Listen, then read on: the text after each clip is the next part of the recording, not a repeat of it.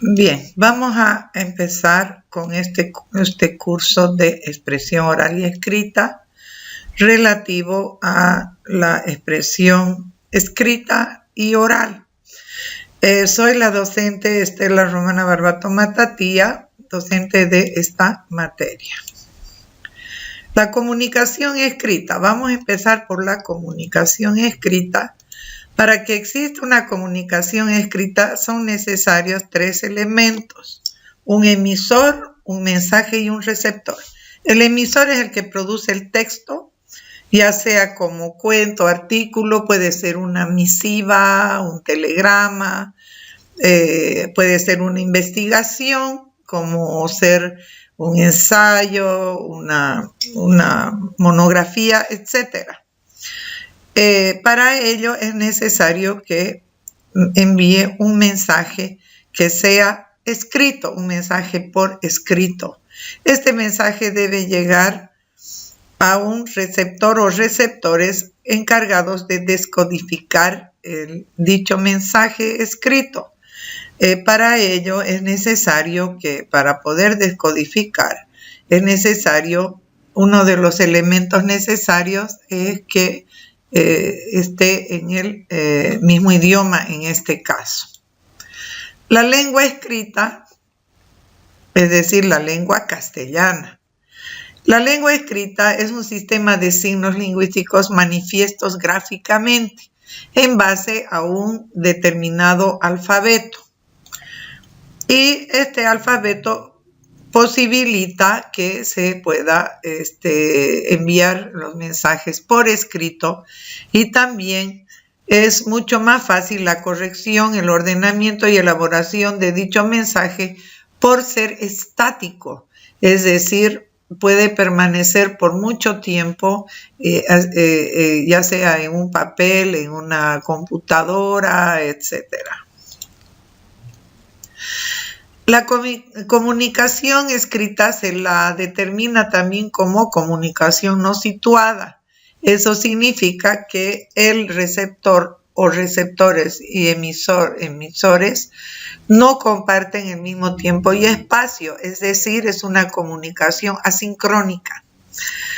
Por otro lado, utiliza palabras escritas, signos de puntuación y reglas gramaticales.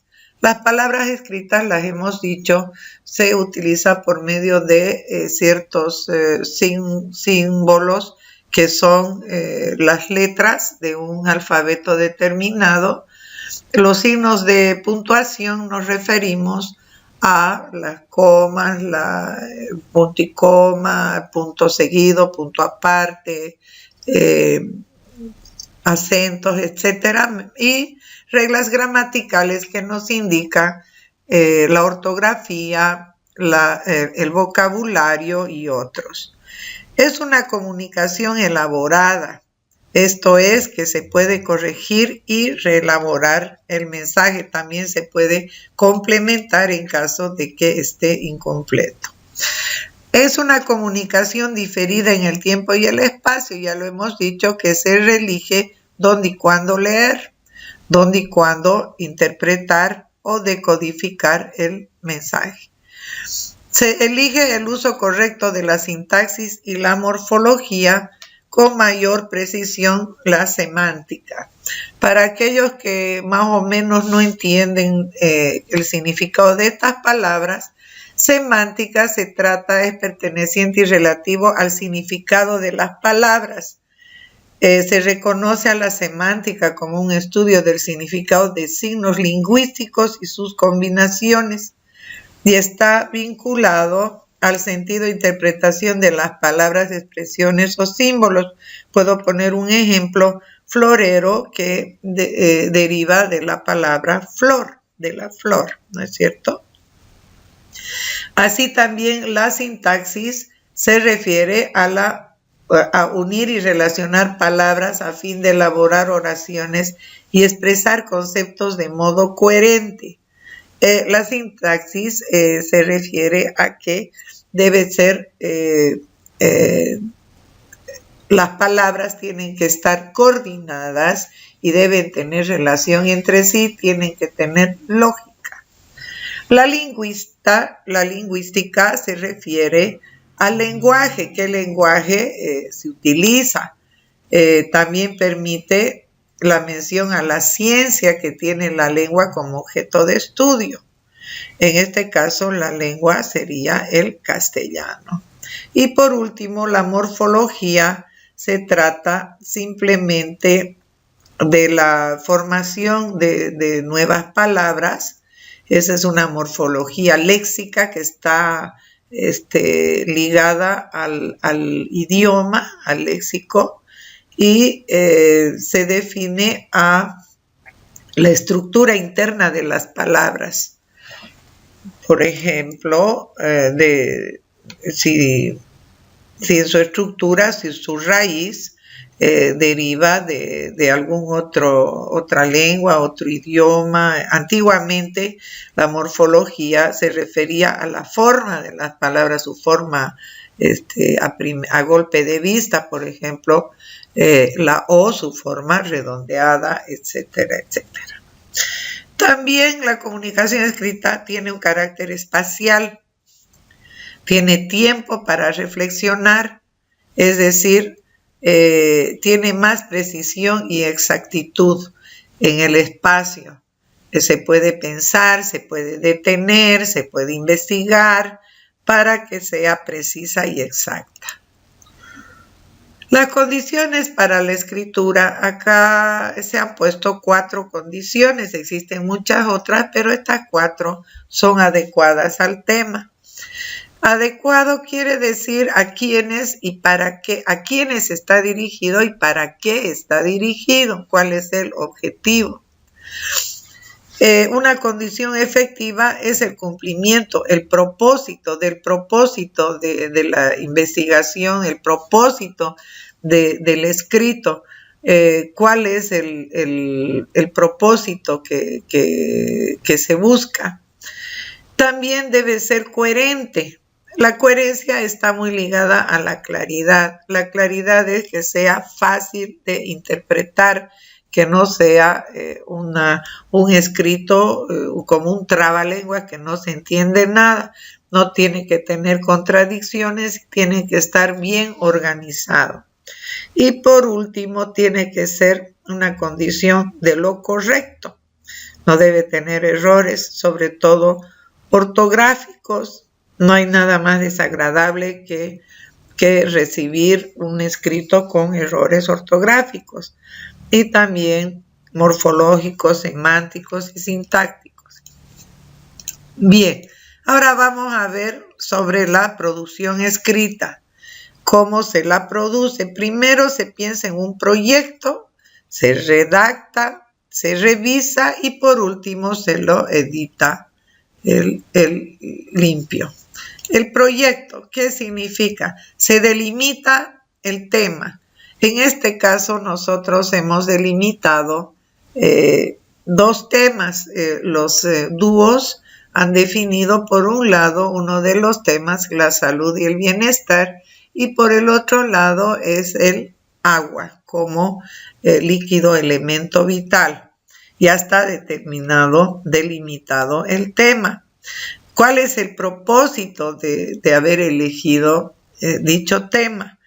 Y debe estar bien claro el propósito, el por qué se ha elegido y para qué, y quiénes son los destinatarios, a quién está dirigido. Para ello, para que se tenga base fundamental sobre lo que se habla, es necesario buscar información. A eso se llama investigación. En el caso de los ensayos, se habla de una investigación documental. En este caso hemos dicho, se ha elegido el sistema APA de investigación. Se estructura los contenidos, se va recabando información, se selecciona el contenido. Acá estamos hablando ya de un análisis y sistematización de contenidos para lograr quedarse con lo necesario y con lo cierto. La redacción es el desarrollo de las ideas y a cómo se van a escribir toda esa investigación. Las ideas ya son propias de ustedes, tienen que desarrollar sus ideas. Y la conexión entre esas ideas hemos establecido que son los párrafos, es por medio de los párrafos. Los ensayos se escriben a través del formato, son los párrafos.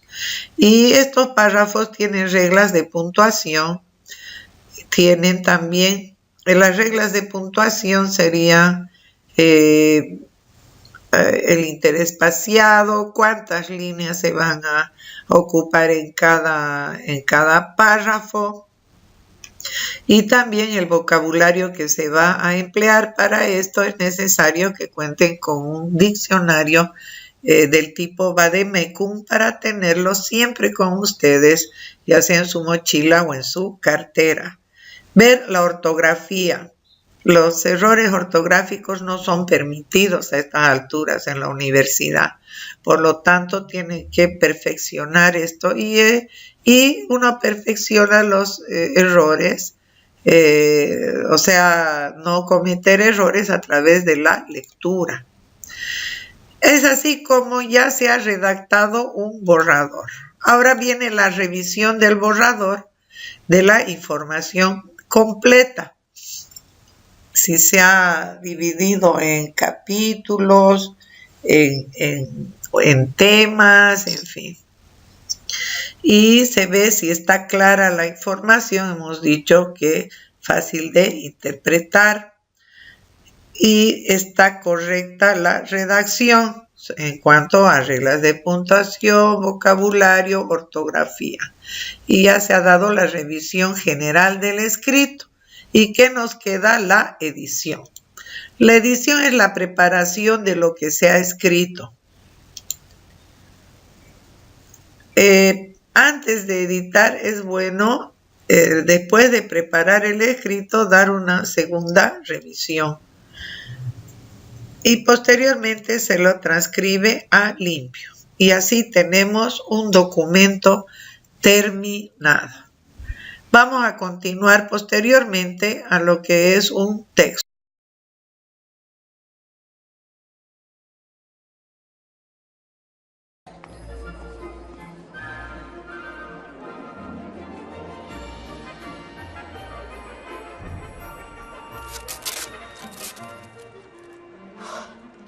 Dilo. Estoy gafado. Estás gafado. ¡Hola, Harry! Soy Colin Creevy. También soy de Gryffindor. Hola, Colin. Mucho gusto. Ron, ¿es tu lechuza?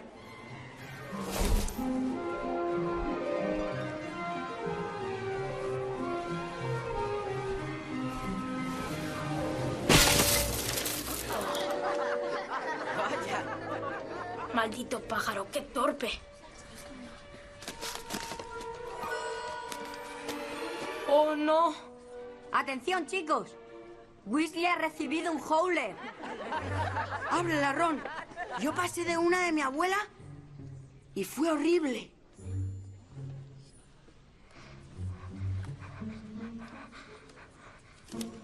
¡Ronald Weasley!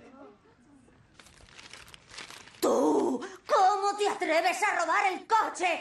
¡Estoy absolutamente disgustada! Tu padre se enfrenta a una investigación en su trabajo y todo ha sido por tu culpa. Si se te ocurre volver a pasarte de la raya, te traeremos derechito a casa. Oye, mi hija, enhorabuena por ser de Gryffindor. Tu padre y yo estamos orgullosos.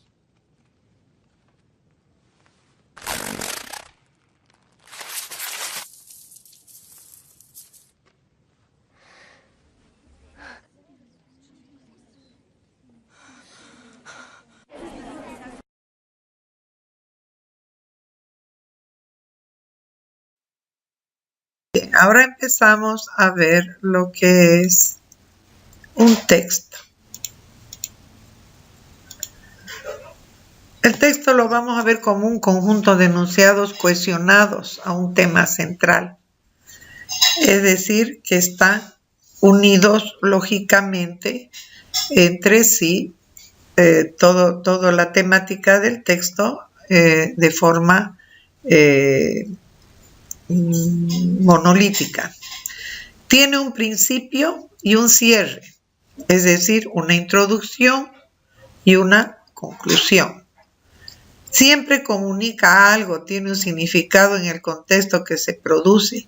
No tendría razón de ser un texto si es que no comunicara algo o mandaría un mensaje para que sea entendido. Puede tener diversas extensiones, así hay textos que son cortísimos, por ejemplo, un texto escrito, una carta, una misiva.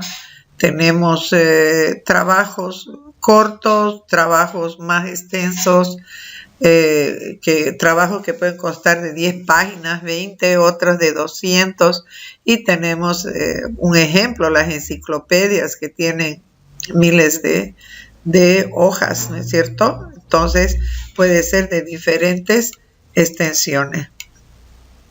Y se presenta de diferentes formas de acuerdo al modelo que se elija. Bien, ahora vamos a ver las características de un texto. Primero vamos a ver la unidad en el tema. Ya se dijo que tiene que estar cohesionado a un solo tema de manera monolítica. Tiene que ser coherente en la relación de las ideas, es decir, la idea principal tiene que arrastrar a las ideas secundarias y estas arrastrar a las ideas de apoyo y de fortaleza del contenido.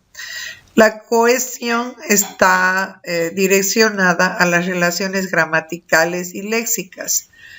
Léxica se refiere a la lengua. Si es que escribimos un ejemplo, ¿no es cierto? Un ensayo sobre la salud acá en Santa Cruz, se supone que la mayoría de las personas van a entender la lengua en castellano, ¿no es cierto? Y gramaticales tiene que estar absolutamente revisada, ya sea el vocabulario y los signos gramaticales y la ortografía. También tiene que haber cohesión en la estructura de los enunciados. Cuando hablamos de estructura, estamos hablando que en este caso debe estar escrito en párrafo, porque estamos hablando de un ensayo. Ahora, la estructura textual. La estructura textual se da una supraestructura, macroestructura, microestructura. Por ejemplo, la supraestructura textual habla de una estructura global, es decir, la forma en que ha sido elaborado todo el texto. En la distribución de los componentes dependen del tipo de texto. Al hablar de forma hablamos del formato. El formato. Bien, la forma. Volvamos a la forma. Nos dice la forma que un ensayo se escribe, en este caso, bajo la técnica del APA. Cómo se va a hacer la carátula, si se va a llevar el titulillo, el número de página, los componentes, el nombre, la materia, etcétera, etcétera. Posteriormente se va a determinar qué tipo de letra, qué tamaño de letra, el interespaciado, y también se tiene que ver el tema de las citas y el derecho de autor con el tema de la bibliografía, ¿no? De las fuentes bibliográficas y las fuentes de referencia. En cuanto al formato, lo vamos a dividir también, continuamos con la forma, se divide el texto en 3 partes. Estamos hablando de la división, eso es en el formato, eso es en la forma, es decir, está la introducción, el desarrollo que es el cuerpo y la conclusión. En la macroestructura ya se ve el tema global. Aparte del formato, acá vamos a ver el fondo, es decir, de qué consta el trabajo, qué tema tiene el trabajo. Y esto se lo ve en las ideas principales, cada párrafo tiene su idea principal, también las ideas secundarias y que se las ordena jerárquicamente, es decir, las ideas principales arrastran a las secundarias y estas a las de relleno. Y se define el esquema o estructura del texto, cómo va a ser en este orden, en un esquema, y se estructura el texto, hemos dicho, en párrafos. La microestructura es la cohesión, es decir, en el orden y las relaciones, que ya hemos hablado sobre las relaciones semánticas, sintácticas, lingüísticas y morfológicas. Para ello hay un uso adecuado de palabras. También se van a utilizar las palabras conectoras. Estas conectoras son aquellas que unen los párrafos entre párrafos, ¿no? Párrafos entre sí. Los signos de puntuación, ortografía, acentuación.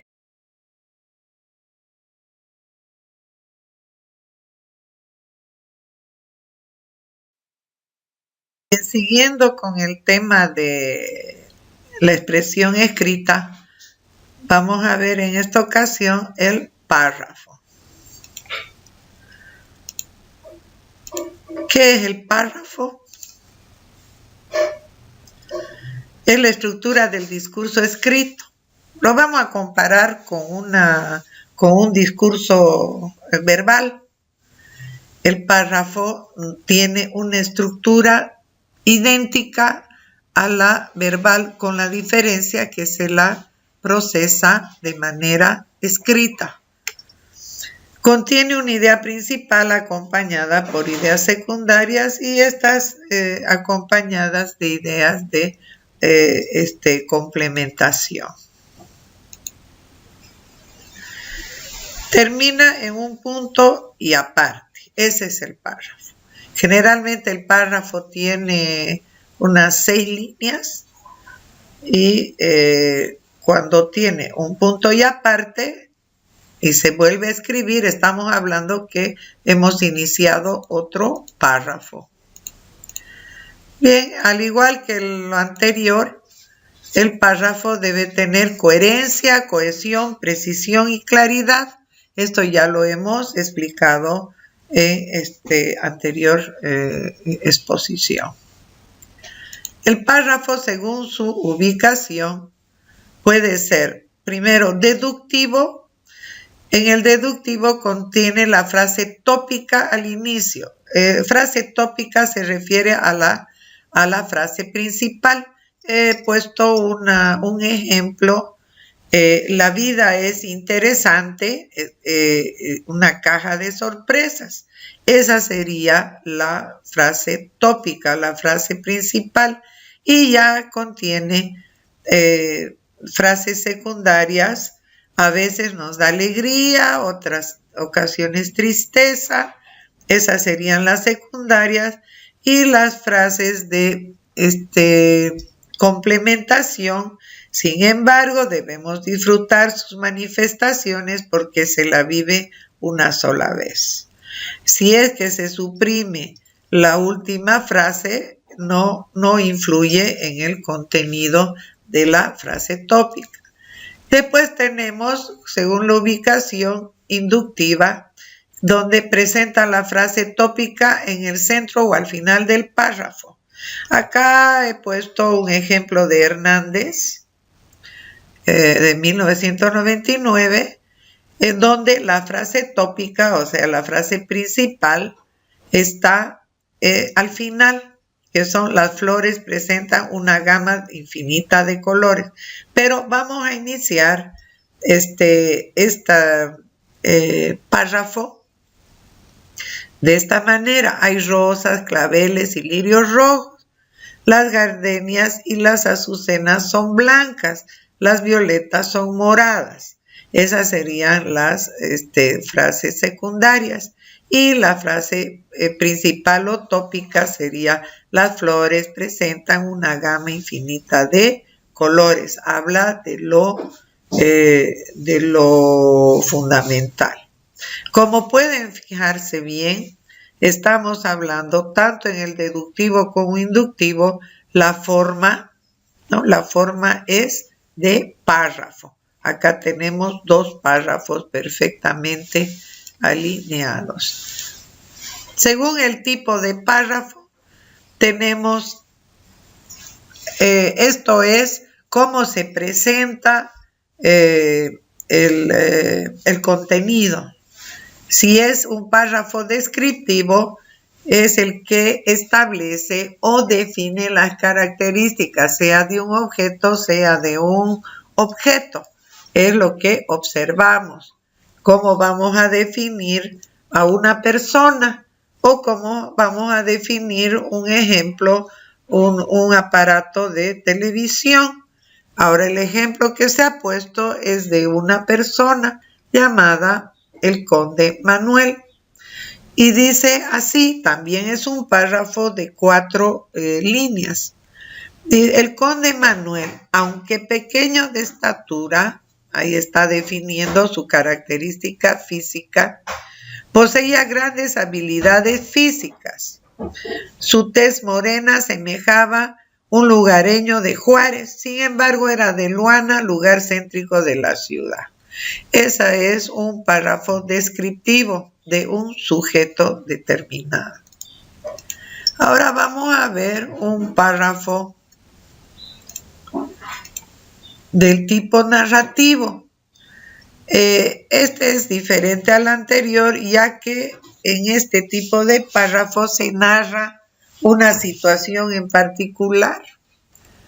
Usted puede estar narrando algo que acontece en una ciudad, como hemos puesto este ejemplo, que está aconteciendo en una ciudad a las 5 de la tarde. Y es así que podemos decir: la gente llegó a la ciudad a las 5 de la tarde, sin embargo parecía muy tarde. Se reunieron en el salón parroquial y tomaron la decisión de participar en la marcha nocturna. Si nos fijamos, el signo de puntuación es un punto seguido, ¿no? Seguido de una frase que nos indica para qué se han reunido. Ahora, por último, vamos a ver el párrafo expositivo. Este se refiere a las ideas de determinado expositor o autor. Por ejemplo, si alguien quiere exponer sobre el escritor Gabriel García Márquez, va a expresar el pensamiento de ese autor, va a expresar las ideas que tenía ese escritor, ¿no es cierto? Si es que habla de su libro 100 años de soledad, va a explicar con bastante minuciosidad cómo pensaba, cómo sentía, qué empatía tenía Gabriel García Márquez hacia el pueblo que lo vio nacer. Pero en este caso hemos puesto un ejemplo, algo del nacionalismo. Por ejemplo, la nación es en primer lugar un hecho vital e histórico, además un fenómeno político, social, económico, etcétera, etcétera. También está expresado en forma de párrafo. Y como se expresó anteriormente, en exposición anterior, los párrafos se conectan entre sí haciendo uso de las palabras conectoras. Esto ustedes han estado utilizándolas para interconectar cada uno de los párrafos. Las palabras interconectoras están definidas, cuáles se usan al iniciar un párrafo, a la mitad del párrafo y para concluir, ¿no? Aquí tiene, por ejemplo, sin embargo, cuando se relata alguna historia, a ver, vamos a volver atrás, anterior,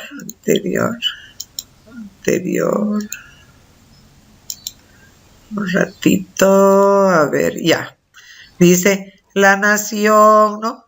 En primer lugar, es un hecho vital histórico. Además, sería una palabra también conectora de línea. Capta en forma fragmentada las biografías de los pueblos por su ocupación documental. Sin embargo, podemos añadir, no todas las naciones son especialmente democráticas, ¿no? Si queremos añadir algo más. Y así, por otro lado, cuando se cambia de tema. Bien.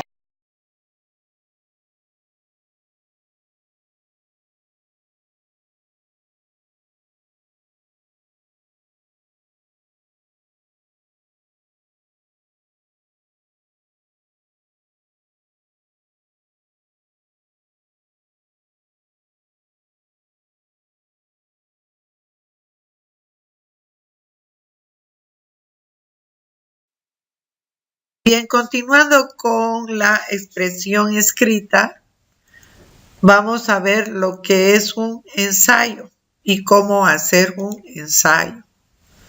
¿Qué es un ensayo? En realidad el ensayo es una composición escrita en prosa. Al hablar de párrafos y terminación diferente, hablamos de prosa. En este tipo de composición se expone la interpretación personal de un tema en particular. Se dice que el ensayo es una de las pocos escritos donde la pluma es libre. El autor puede exponer sus ideas por escrito de manera libre. No hay que se oponga a esas sus ideas. Él se hace responsable de esas sus ideas. Las ideas tienen que estar contenidas en un determinado tema desarrollado en párrafos y hemos dicho de manera monolítica. ¿Qué características tiene un ensayo? Es uno de los géneros más utilizados hoy en día, ya que tiene un contenido bastante variado. El ensayo es una composición bastante fácil de hacer cuando uno tiene un pensamiento creativo. Puede contener, dentro de un ensayo se puede emitir críticas, reflexiones, puntos de vista, intereses, aversiones del autor, simpatías del autor, mucho conocimiento del autor sobre el tema, etcétera, etcétera.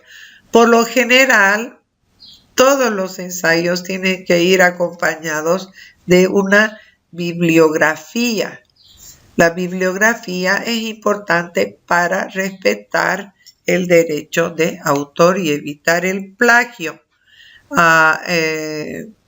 Es por esto que cada una de las bibliografías que se investigue están contenidas, si es que se investiga en manera virtual, están contenidas en una fuente de referencia, o si es en alguna biblioteca, está contenida en la misma obra, ¿no es cierto? De manera física se puede buscar en la página siguiente a la carátula. Muchos ensayos son publicados primero en periódicos o revistas, porque hemos dicho son escritos reflexivos y son escritos críticos. Por lo tanto, interesan al público e interesan a los medios de comunicación escrita. Y muchas veces todos estos ensayos, estos pequeños ensayos que se publican en periódicos, posteriormente se los recopila y se convierten en obras literarias, en libros. La estructura del ensayo. La estructura es la que define el estilo y la organización del ensayo. Estas, por lo general, componen un ensayo de la siguiente manera. Ya se manifestó que el ensayo consta de 3 partes fundamentales. Tenemos una introducción, un desarrollo y una conclusión. Vamos a ver la introducción. Es con la que se inicia el ensayo. Es un párrafo de interés, ya que guía al lector hacia qué contenido tiene ese ensayo, ¿no es cierto? Y se lo puede manifestar, se lo puede escribir en forma de pregunta, de reflexión, de estadística, de confirmación, etcétera, etcétera. Se puede decir que sería el diálogo directo entre el autor del ensayo y el lector del mismo. Un ensayo extenso puede tener varios párrafos de introducción, pero se aconseja que sea una introducción bastante creativa, bastante interesante para llamar a la lectura de la obra. El desarrollo es ya el cuerpo, el contenido fundamental del ensayo. Este se hace por párrafos. Ya hemos indicado, los párrafos pueden comprenderse entre 5, 6 o 7 líneas. En cada párrafo se discute el tema dentro del ensayo. Eso es lo fundamental. Por lo general, entre una idea y otra, es decir, entre un párrafo y otro, se utilizan frases o párrafos cortos de transición. Esto se hace para entrelazar las ideas y que sea coherente y unido. Y hemos dicho, esas son las palabras conectivas. Si ustedes quieren conocer más, pueden ingresar a internet palabras conectivas de los párrafos, o si no, ver en su texto en la lección, en la tutoría 6, buscar palabras conectivas. La conclusión es la aportación final del escritor, es con lo que cierra el párrafo. Una conclusión tiene que ser fuerte, tiene que llevar a la empatía al lector, tiene que quedar dentro del lector el recuerdo de ese ensayo, y eso se logra con la conclusión. Se dice que una conclusión bien hecha es como el golpe del boxeador Tyson. Se llama en literatura conclusión con golpe Tyson. Pasos para escribir un ensayo. Vamos a ver los pasos anteriores al ensayo. Se debe seleccionar el tema de interés, ya lo han hecho. Se debe identificar el punto de vista a desarrollar. ¿Cómo se va a desarrollar ese tema? Si se lo va a desarrollar de manera descriptiva, narrativa, o de manera poética.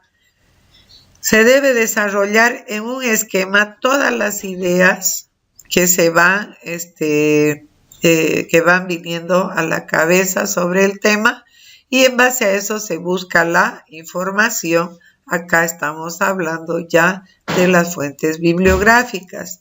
Se debe utilizar un bosquejo. Generalmente el bosquejo puede ser un cuadro del estilo cartesiano o un esquema tipo araña o un marco lógico, en fin, depende de cada uno de los autores. Y en la búsqueda de la información se debe identificar el vocabulario, eso es a través de su diccionario, ¿no es cierto?, que tiene que tener el estilo Vademecum. Y se debe obtener citas, estadísticas, noticias y antecedentes que se las plasma por escrito en fichas bibliográficas. Ahora los pasos durante el ensayo. Se organiza el escrito. No hay que olvidar la estructura del ensayo. Puede comenzar con una pregunta. La introducción puede ser, ya hemos dicho, como pregunta, como afirmación, como reflexión, etc. Importantísimo, no mande a hacer su ensayo. Tiene que marcar su propio estilo. Un estilo que lo acerque al lector. Vigile bien el uso de su vocabulario. Tiene que ser un vocabulario adecuado al tema que está desarrollando. Y no olvidar utilizar los conectores entre las oraciones o los párrafos.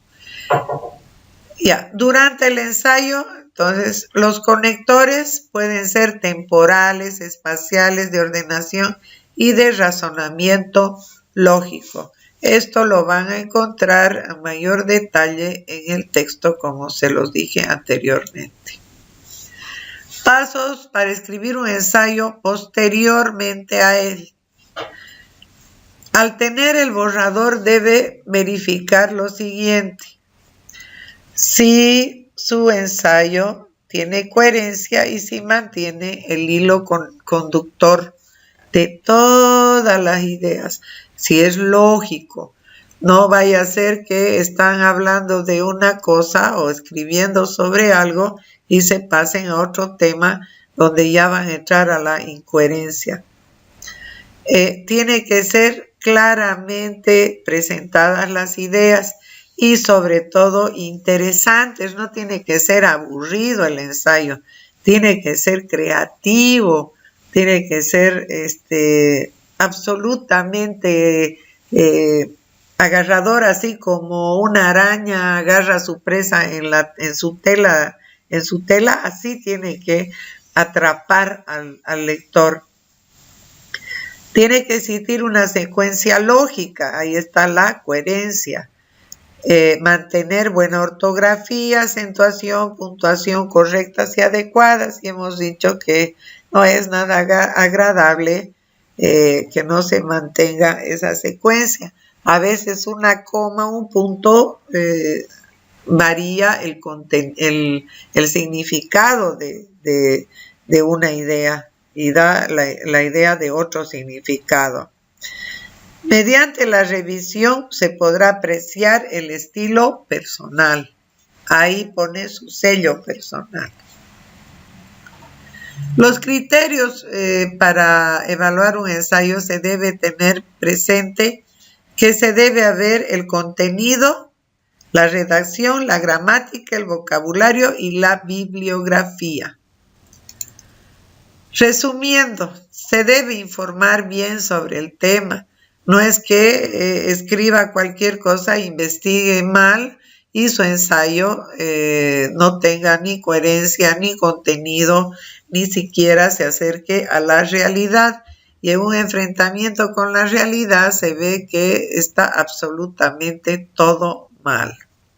Se debe hacer una lista de ideas sueltas y conceptos antes de escribir el ensayo y luego se los ordena de manera lógica. Primordial, el ensayo consta de 3 partes: introducción y el desarrollo. A su vez se puede subdividir en capítulos, en temas, etcétera. Se recomienda que no sea más de 5 o 6 temas, porque el ensayo debe ser breve, ¿no? La introducción tiene que estar hecha con sus propias palabras, no es un resumen que tenga que hacer. En la introducción tiene que hablar, tiene que dirigirse por escrito a su lector, tiene que mandar su mensaje directo al lector, y eso es a través de sus propias palabras. Relacionar una problemática, la opinión de otra persona o cualquier información con su opinión, así puede comparar y cuestionar. Esto es, usted investiga y después relaciona y compara y cuestiona, reflexiona, hace la crítica constructiva, etcétera, etcétera. Y por último, dese un descanso, despeje su mente, deje descansar su ensayo durante 24 horas, si es posible, y luego vuélvalo a revisar, a leer, para darlo por terminado. Consejo: deje el título para el último. El escritor Gabriel García Márquez decía: no es nada escribir una novela, lo difícil es ponerle el título. Era en lo que más tardaba. Los párrafos tienen que ser cortos, pero bien sustantivos. No escriba como si fuera una lista de datos. Tengo que ir a la venta, tengo que comprar esto, o mañana dice que va a ser mal tiempo porque la temperatura va a estar así, asá, etcétera. Tiene que estar inspirado, debe ser creativo. Por último, la impresión que causes al finalizar un ensayo será la impresión que quedará en la mente de tus lectores acerca de tu escrito y de ti mismo. Esa tiene que ser el...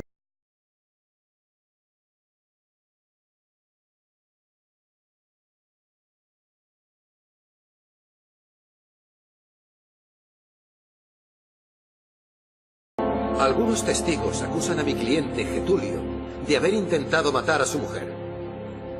Conocidos de la pareja han informado de ciertas amenazas que Getulio hizo a su mujer. La acusación mantiene que tiene ciertas pruebas que incriminan a Getulio.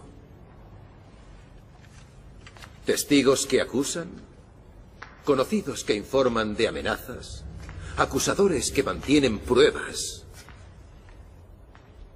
Demasiadas palabras. ¿Cómo puedo esperar que escuchéis ahora las mías? Ya os han dado más de las que posiblemente podríais digerir. Hagamos una cosa. Pongamos todas las palabras a un lado. Pongámoslas a un lado y escuchemos solo a nuestros corazones. Es allí. Y no aquí, donde los abogados, los jueces y el acusado están.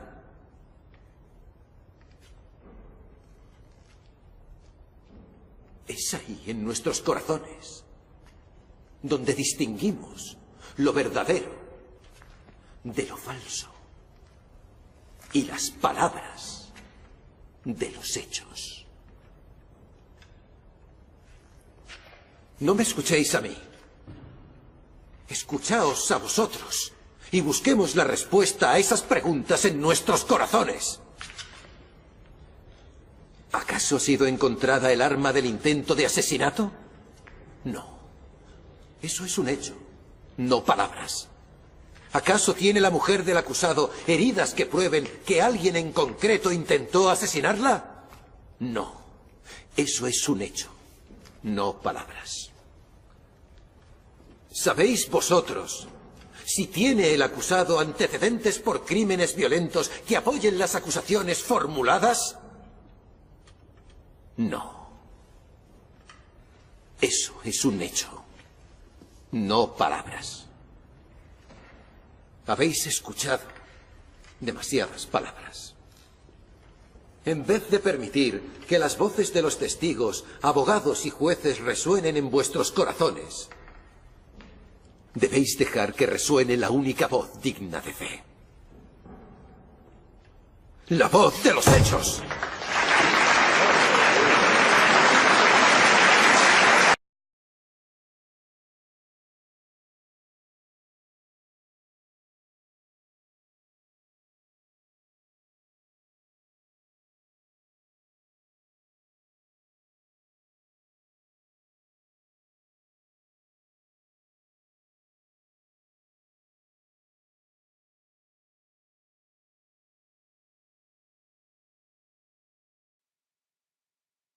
Bien, una vez concluida nuestra clase sobre expresión escrita, vamos a entrar a la expresión oral, ya que dentro de la obligatoriedad que tienen ustedes, deben exponer su trabajo. Por lo tanto, acá vamos a hablar sobre algunas características y normas de la expresión oral. A esto llamamos comunicación verbal.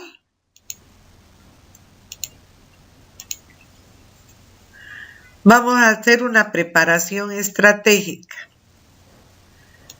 La estructura y la forma de la expresión oral.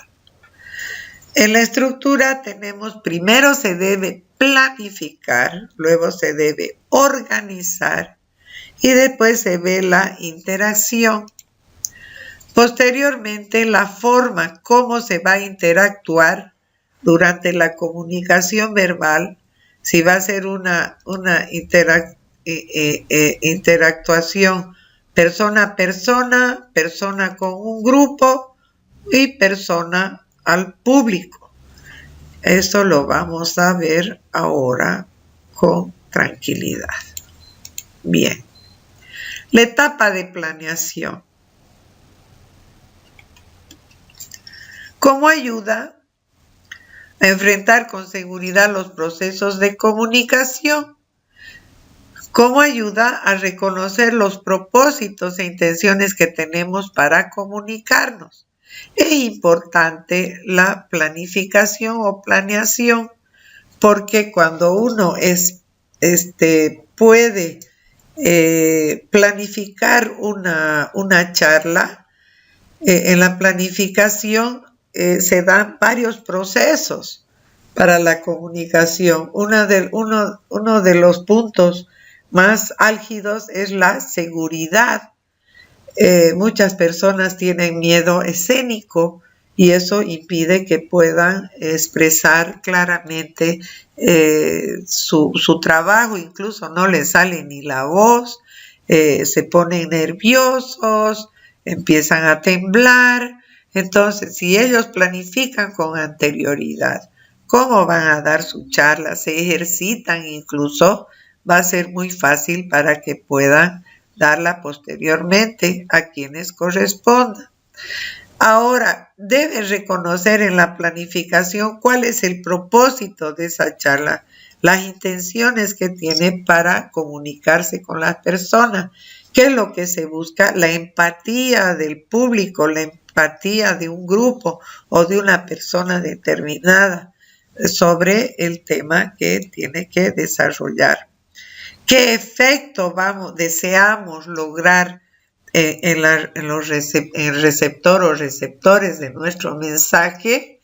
Es un efecto de interés, empatía, que puedan aprender sobre lo que estamos expresando, hagan sus preguntas, etcétera, etcétera. Entonces, el interés a través de la empatía.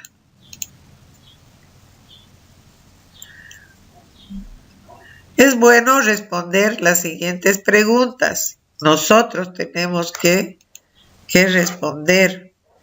¿Qué dirá el emisor? O sea, si yo emito un mensaje, ¿qué voy a decir? ¿no? ¿Qué es lo que voy a decir? ¿Cómo voy a empezar a hablar?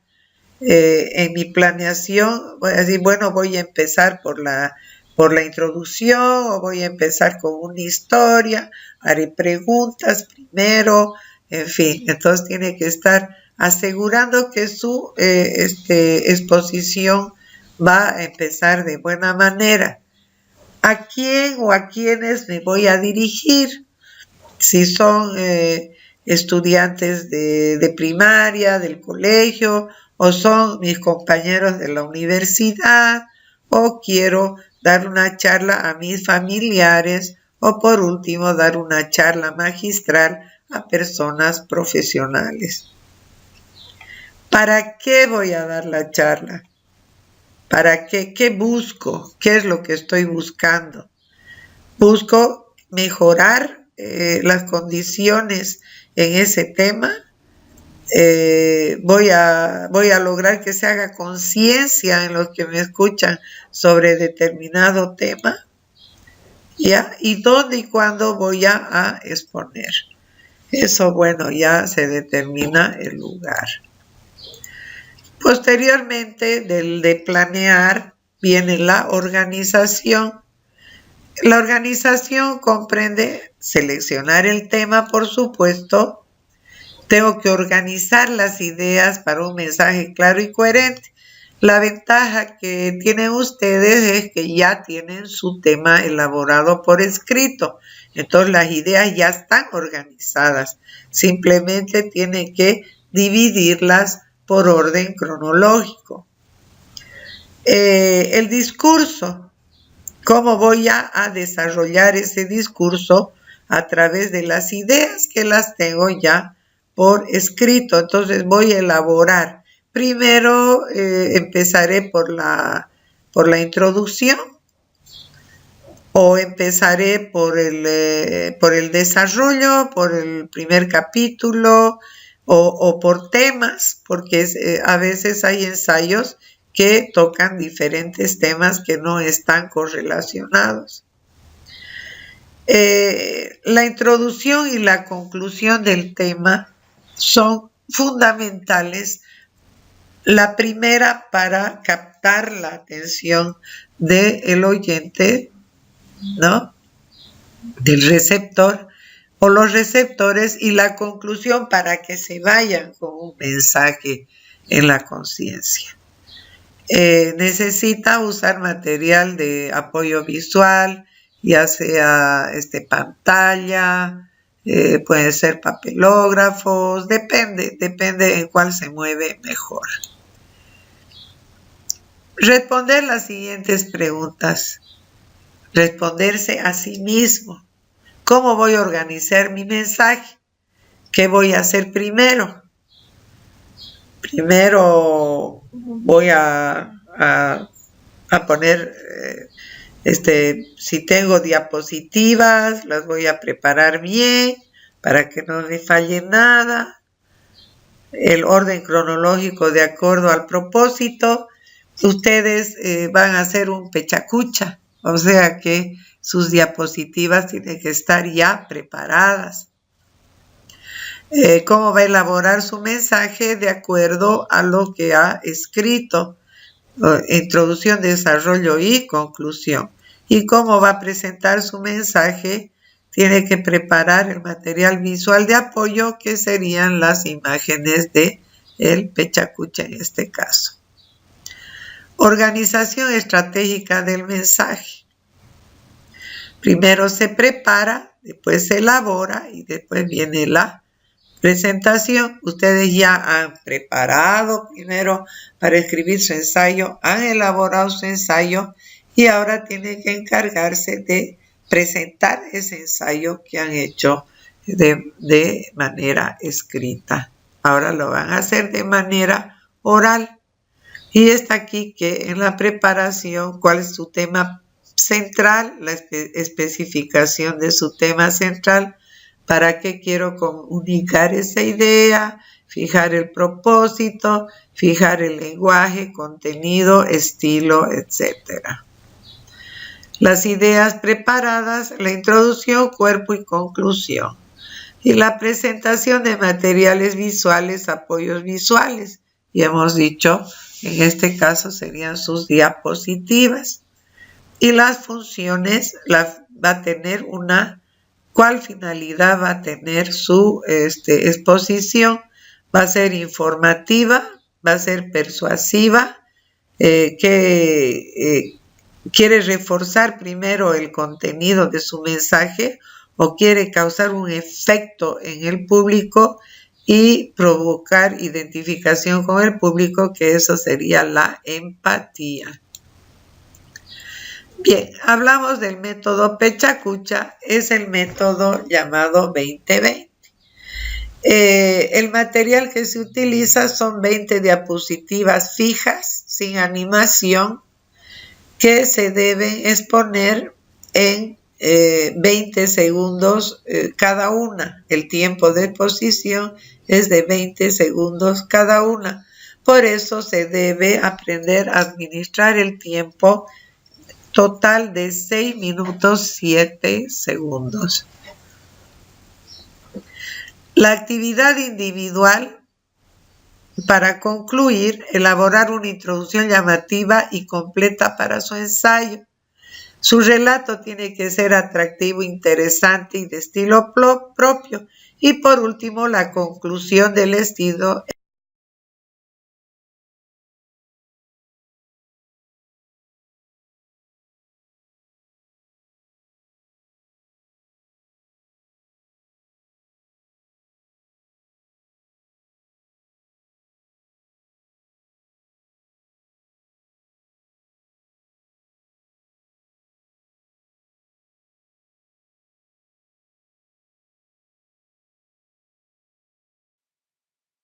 Manera de reforzamiento de su oratoria, vamos a dar unos ejercicios para tal fin. 1. Respiración consciente. Tienen que hacer ejercicios de respiración, porque cuando uno habla tiene que saber inhalar y aspirar e inhalar el aire. Así las palabras salen como una cascada correctamente. Tiene que ejercitar los tiempos en el habla.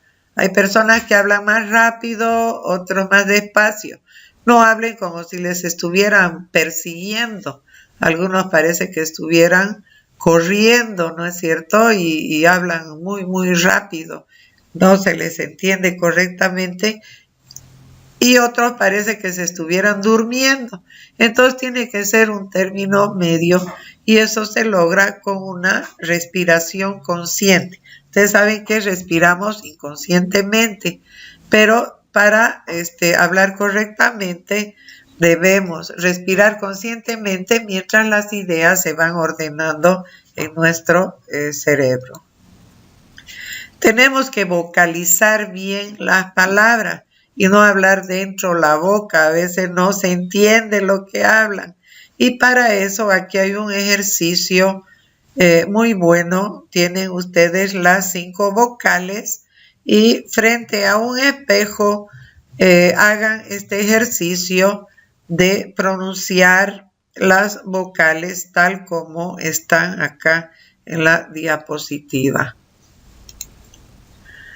Trabalenguas. Es importante que ejerciten la lengua a través de trabalenguas para que sepan pronunciar bien las palabras y no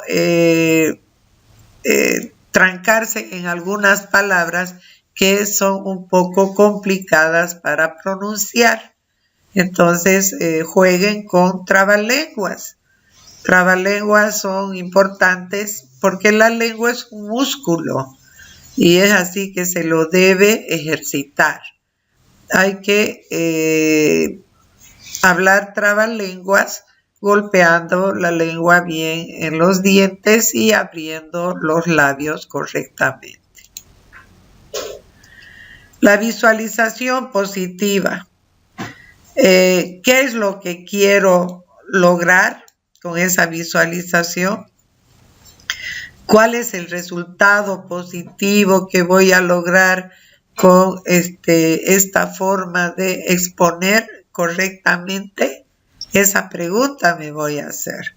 Entonces tengo que visualizarme, así decir, yo me estoy viendo que estoy hablando correctamente, estoy haciendo las pausas necesarias, no estoy corriendo, no me estoy durmiendo, estoy pronunciando bien las palabras, cosa que me entiendan el receptor o los receptores. Organizar las ideas, ya se ha dicho. Elaborar un esquema del discurso. No es malo que tengan un ayuda memoria en su mano, una tarjetita donde estén las ideas perfectamente organizadas, porque hay personas que producto del nerviosismo o por haber trabajado demasiado se olvidan el hilo conductor del mensaje. Entonces es bueno que puedan organizar las ideas en un esquemita del discurso, pero también lo tienen que aprender de memoria el esquema. Desarrollar las ideas como punto 6, investigar, informarse y organizar las ideas de manera secuencial. Si yo voy a exponer, empiezo bien, digo, mi nombre, cuál es el tema, por qué he elegido ese tema, y empiezo con un agradecimiento, una frase célebre, una introducción, en fin, ¿no? Tiene que ser algo miscelánico, interesante. Y después ya empieza el proceso de desarrollo del tema en sí. Por último, esto es importante, hay que escucharse uno mismo.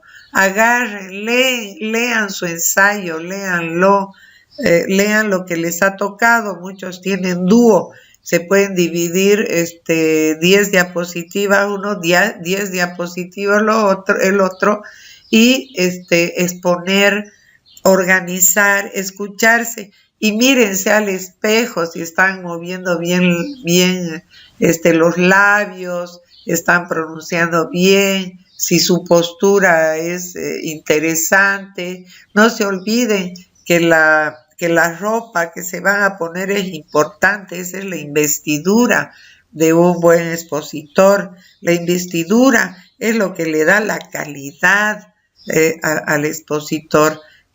Un expositor que va todo maltrecho, despeinado, con cualquier ropa de trabajo común, no va a caer igual que alguien que se va elegante, con su tarjetita en el pecho, en fin. Bien, con esto hemos concluido esta clase. Espero que les sea de gran utilidad y la puedan disfrutar. Un saludo, su docente, los quiero mucho. Ha sido un honor estar con ustedes. Su docente, Estela Romana Barbato Matatía.